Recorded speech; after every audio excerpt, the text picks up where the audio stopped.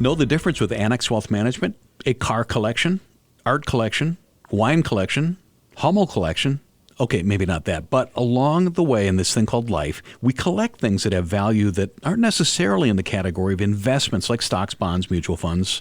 They are passion assets, and it can be complicated unless you're working with a team who understands passion assets. We have two of our Annex teammates to talk about passion assets. Deanne Phillips, Director of Client Learning and Development, CFP and a CDFA, is here. Hello, Deanne. Hello, Danny.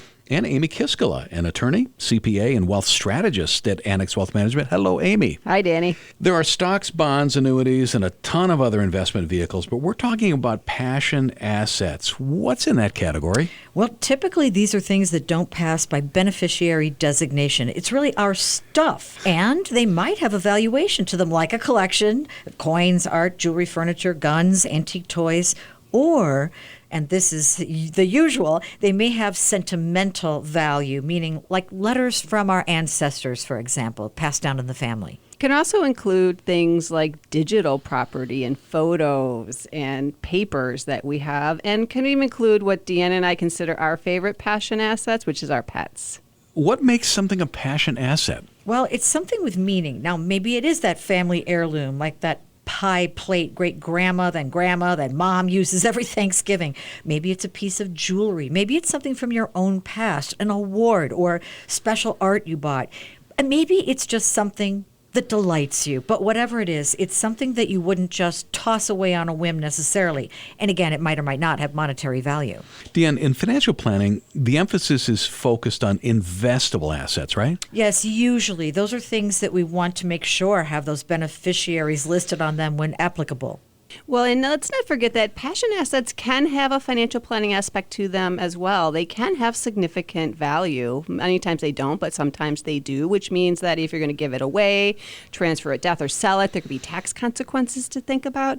And as Deanne mentioned, they often don't have title attached to them, so that can have implications in how assets are transferred. You know, a passion asset could also be a secondary property, like a family cabin that's been passed around for generations, which requires quite a bit more estate planning and preparatory work. When does the discussion begin when it comes to passion assets? Literally, what to do with all our stuff beyond who gets the car or how do I get rid of all my shoes.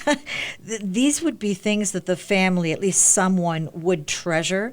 And so if we feel we're a caretaker to those things, it makes it difficult to get rid of. So usually that discussion should happen typically around stories sooner rather than later. Maybe there's probably a couple of trigger points in life when we really should be talking about it. One is if you're downsizing, great time to go through and declutter. And when you're doing your estate plan, it can have an impact, and so you should be thinking about and talking about it during your estate planning process. And wouldn't it be better to make this a joyful exercise rather than like kind of a legal thing? If we can. Sometimes stuff can feel like a burden, though. I mean, I inherited stuff from 3 elderly women in my family, and there certainly were things amongst all that I cherished, but it is a lot. And there's this Forbes article that came out a few years ago, but it's relevant today. Your kids don't want your old stuff, and that's very true. I think my 20-year-old daughter would take maybe 10 of the hundreds of items from my house that were passed down from the family.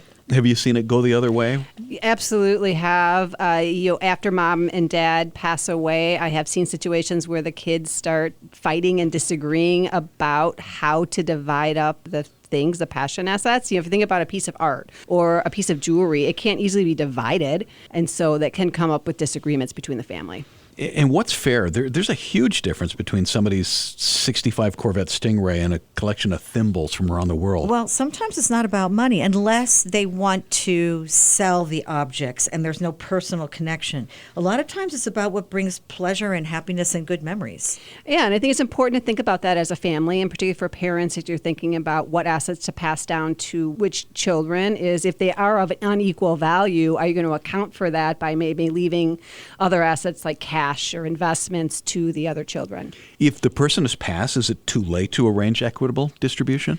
No, but, then it comes down to the executor of the estate. And if the person who passed didn't indicate who gets this coveted engagement ring, for example, then the executor needs to figure out a way to make beneficiaries as happy as possible, which sometimes isn't easy. It's not easy. And as an estate planner, that's one of the conversations to have, is that it's very typical to build something into the estate plan about how that process is going to work, either naming directly who's going to get what assets or a process for the kids to select assets after death. Fair and equitable are not the same thing. So, I'll hear as a wealth manager, sometimes a client say, I want to treat everybody equally. And sometimes they'll say, well, this person loved this and it may have a greater value, but they'll cherish it. So it just is a very personal decision. It gets down to planning, and that's what we do every single day for clients of Annex Wealth Management.